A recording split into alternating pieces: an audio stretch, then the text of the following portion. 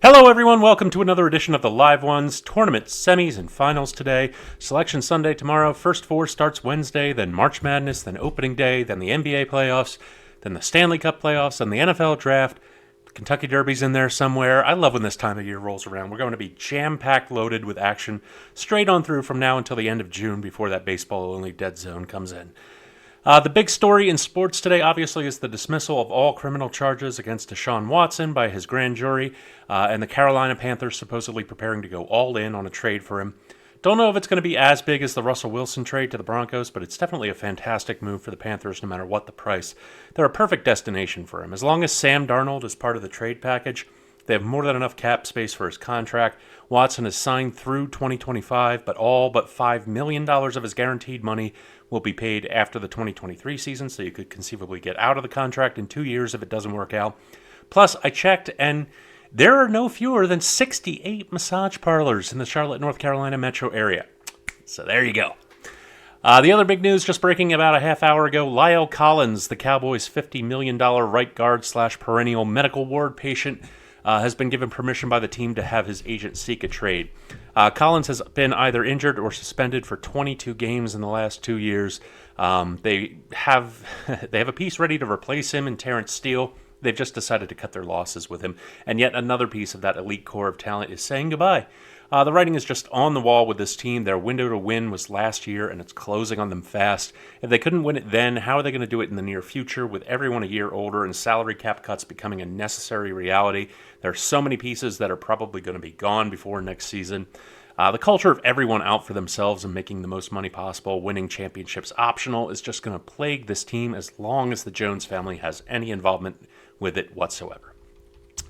We've got all the usual suspects today: college hoops, NBA, NHL, and UFC Fight Night tonight. Let's get to it, and we're going to start in the Big Ten with the semifinal game, Indiana and Iowa. Boy, Iowa just looks unstoppable right now, don't they? Their offense has been a machine. They scored 112 points against Northwestern, which is a Big Ten tournament record, and 84 points against Rutgers. Rutgers had arguably the best defense of the Big Ten, certainly with the Big Ten Defensive Player of the Year.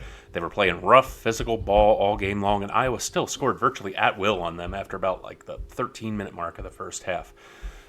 They aren't overly dependent on a certain facet of the offense for points either. They can get to the rim, they can score in the post, they can hit open three-pointers, and they can generate points at the foul line. I just don't see how this Indiana team, who's been playing ugly this whole tournament long, is going to be able to keep up with them.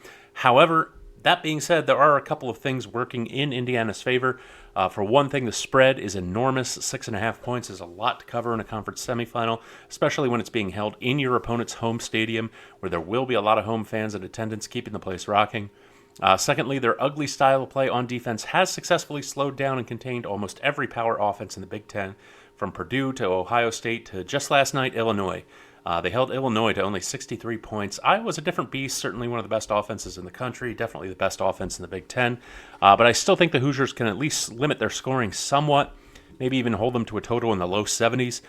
You put both of those things together with the pace of play it's likely to be when Indiana has the ball, and I'm thinking this game has the potential to be a lot lower scoring than a lot of people think. I'm liking Iowa and Indiana under 144.5 points.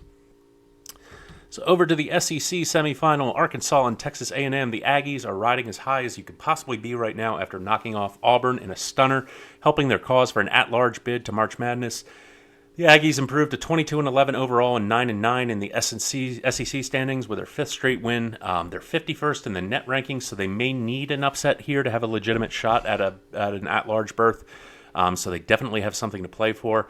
Arkansas, well, they trailed by 3 with a minute left to play in the first half before reeling off a 19-0 run to just dump LSU. Who was a really great defensive team I had higher hopes for this year. So their ticket is already punched. Naturally, you think they'd be playing with a little less motivation than the Aggies today, and you'd probably be right. But there's an angle that I do really like in this game, and that's the total. The Aggies score an average of 73.2 points per game this season coming into this contest. Arkansas is even more impressive. They're 39th in the country with 77.3 points a game. It's almost 150 points a game between them on average. Neither of these defenses are world beaters either by any stretch of the imagination. They allow over 135 points a game on average between them. Just go ahead and split the difference between those two numbers, and it's not anywhere near out of the realm of possibility that both of these teams finish in the low to mid 70s today. I think you're catching an artificially low total here from the fact that it's a conference semifinal and A&M is playing its third game in 3 days. But I still think it finishes over 140, so yeah, give me the over 138.5 points in this game today. Over to Richmond and Dayton, the Atlantic 10. This game is just a mismatch. Dayton is 23-9. They are 29th in the nation in field goal percentage, 36th in three-point percentage. Richmond's defense is ranked 246th in defending the paint and 276th in defending the arc. Dayton's defense is 13th overall in the country. They're 5th overall in defensive rebounding. Richmond is 277th in offensive rebounding. Dayton has the clean and unquestioned advantage on both ends of the floor. The only thing that can justify this line being where it is at 2.5 is the snail's pace that Dayton likes to play at. They give up virtually no points, but they don't score a whole lot either because they take their sweet time. They only average about 69 points a game. Nevertheless, you're asking the Flyers to win by 2 possessions here. I don't think that's going to be a problem for them. I love Dayton as the short favorites in this spot. Give me the minus 2.5 points. That's going to do it for college ball. Let's head over to the pros, the NBA, Cavs, and the Bulls. The Cavaliers are attempting to weather the storm of the bad injury bug right now. Currently, they're both without Karis LeVert and Jarrett Allen, who are obviously just both really, really big, important parts to their offense. Losing LeVert hurts the Cavs' offense. Losing Allen hurts the offense and the defense, frankly. In the 10 games the Cavs have played without Allen this season, they're just 3-7. They've struggled offensively and been much less effective rebounding the basketball, and they can't afford to struggle offensively against the Bulls, who are one of the best scoring teams in the NBA, particularly in terms of great shot selection. The only way that you can beat the Bulls is by outscoring them. They've shown that they have surgical precision against even the elite defenses of the NBA. Bulls are at home today. There's just too much working against the Cavs today in every aspect of the game. Give me the Bulls laying 5.5 in this spot. Over to the NHL, early afternoon action with the Flyers and the Hurricanes. The Flyers' amazing 2-game win streak came to an end on the road against the Panthers. They played a horrible first period where they were outshot 18-15 and found themselves down 4-0 at the end of the first period. To recover from that, they have to go up against the best offense in hockey in the Carolina Panthers, fresh off a convincing win against the very good Colorado Avalanche, the team that I expect to win the West. And it was the 8th win for the Hurricanes in the last 10 games. This is just such a mismatch that it's barely worth going into. You're getting a great price on the puck line here at minus 110 that you're only getting because the Hurricanes have such a quick turnaround time. It was a late night game last night, and now they're playing an early afternoon game today. But it was Antti Ranta in goal for them last night. They had their starter, Frederik Andersen, nice and well rested for the game today.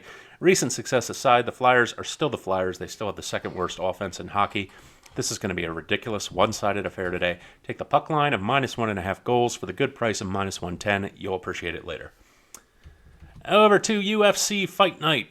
And we've got an interesting matchup on the preliminary card today. You've got Damon Jackson, the well-traveled veteran of Bellator and Legacy, in his 4th UFC fight against Mr. Finland, Kamwela Kirk, the 27-year-old wrestler making his 2nd appearance in the octagon. This was supposed to be Jackson versus Josh Kulabau. Kirk is stepping in on very short notice. He's had about 3 weeks to train for this. Both of these guys have a very good wrestling base. They're both ready to fight on the ground. Kirk's main problem is the need to finish guys early. His cardio level is usually only good for about 7 or 8 minutes before he has to stall to take things to decision. Not a problem for Damon Jackson. He can go the distance in a 15-minute fight. Still look fresh as a daisy afterwards. You factor that in with the short notice for Kirk, and I like Jackson to get the dupe in this one. You're getting basically pick-em odds here at minus 110. Take Jackson to win on the money line. That's going to be it for me today, folks. Everyone bet safe, stay safe. Follow us on Twitter at Live One Sports. Check us out on Roku and Fire TV at the Live Ones. Have yourselves a great Saturday, and I will see you next time.